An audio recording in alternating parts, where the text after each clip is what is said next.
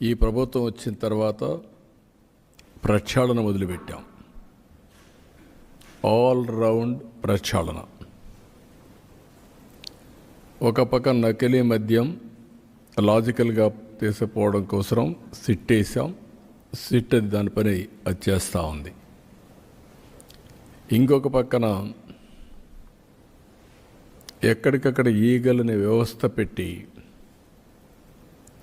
మొత్తం ఏజెన్సీ ఏరియాలో ఎక్కడైతే గంజాయి విపరీతంగా పండించే పరిస్థితి ఉన్నారో అక్కడే కాకుండా ప్లెయిన్ ఏరియాలో కూడా వచ్చిన మొదట్లో ఇడల్లో కూడా గంజాయి పెంచే పరిస్థితికి వచ్చారు. అంటే ఇది ఒక వాణిజ్యపరంగా లాభసాటి పంటగా తయారు చేసేశారు. అదే మరి వేరే రాష్ట్రాల నుంచి వచ్చే డ్రగ్స్ను కూడా టోటల్గా కంట్రోల్ చేశాం. నేను ఆ రోజు కూడా ఎన్నికల కంటే ముందు చెప్పాను, నకిలీ మద్యం ఇవన్నీ మెర్సిలెస్గా డీల్ చేయగలుగుతాం, కానీ వ్యవస్థను ప్రక్షాళన చేయగలుగుతాం. ఆ రోజు మీరు ఒక్కసారి చూస్తే అన్నీ కూడా వీళ్ళ ఓన్ బ్రాండ్స్ ఏమున్నాయి తప్ప national international brands Andhra Pradesh live.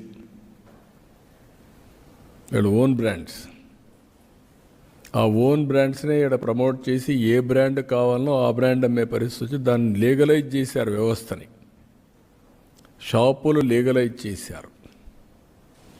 ఇంకొక పక్కన ట్రాన్స్పోర్ట్ వీళ్ళ ఓన్ మనుషులు పెట్టుకొని వీళ్ళ ఓన్ మనుషులతో అమ్మించే పరిస్థితికి వచ్చారు. ఇంకొక పక్క దీనికి ఒక జవాబుదారితనం లేకుండా అన్ని డిస్టరీస్ని హ్యాండ్ ఓవర్ చేసుకున్నారు. బలవంతంగా హ్యాండ్ ఓవర్ చేసుకునే పరిస్థితికి వచ్చారు. అంటే ఒక ఇల్లీగల్ నేర సామ్రాజ్యాన్ని క్రియేట్ చేసి అమ్మే పరిస్థితికి వచ్చారు. అది ఇవన్నీ చేసిన తర్వాత మేము వచ్చిన తర్వాత సిట్ వేసాం. సిట్ దాని పని అది చేస్తూ ఉంది. అయితే ఇక్కడికి వచ్చినప్పుడు అంత పెద్ద స్కామ్ జరిగిన తర్వాత రాష్ట్రంలో ఒక భయం ఉండాల్సిన అవసరం ఉంది.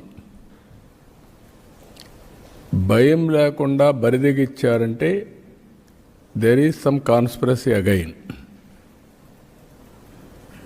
అంటే ఎవరైనా సరే నేను ఒక్కసారి చెప్పానంటే కంట్రోల్లో ఉంటే వాళ్ళు సర్వైవ్ అవుతారు.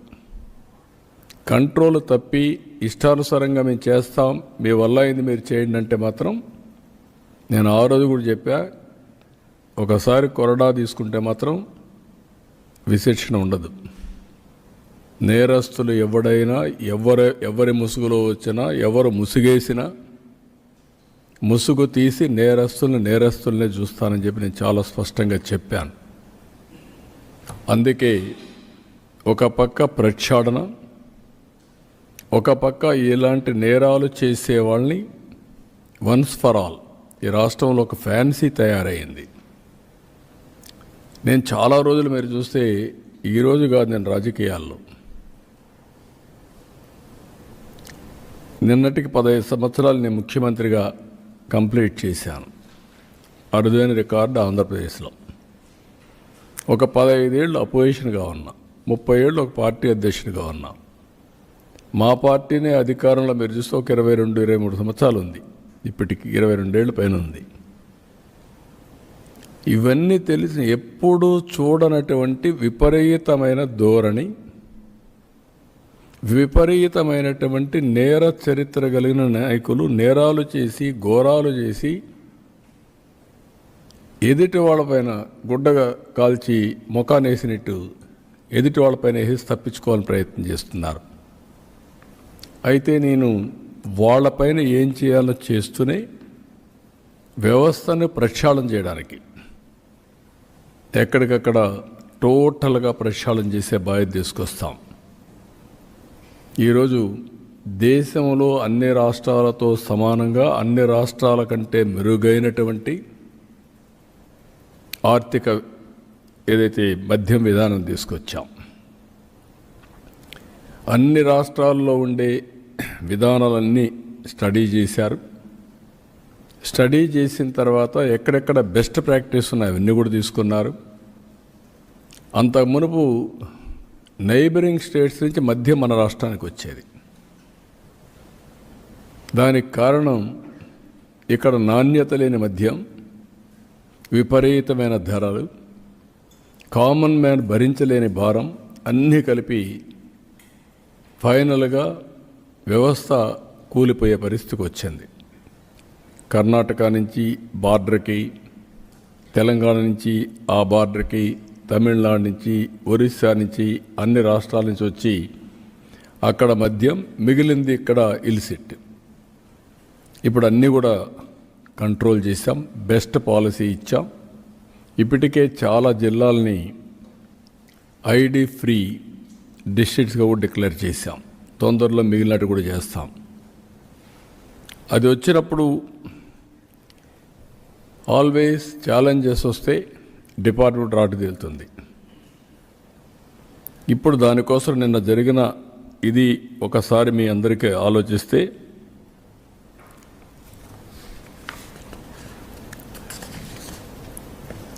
నకిలీ మద్యం మొలకల చెరువు 23 మంది నిందితులను గుర్తించాం, 16 మందిని అరెస్ట్ చేశాం.